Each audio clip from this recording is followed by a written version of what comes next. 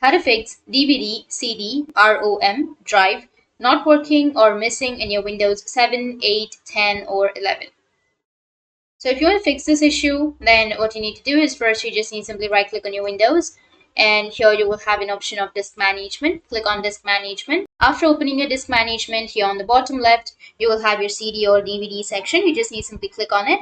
After clicking on it, you can right click on it and you will have an option of add drive letter or path, and you just need to simply select the path.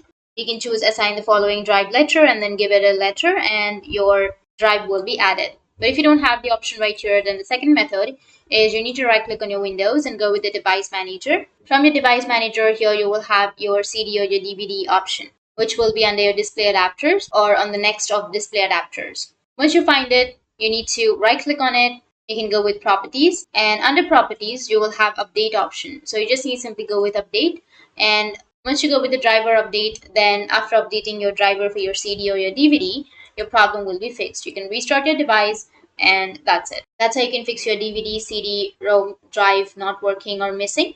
And if you have any questions, feel free to comment below. Thanks for watching.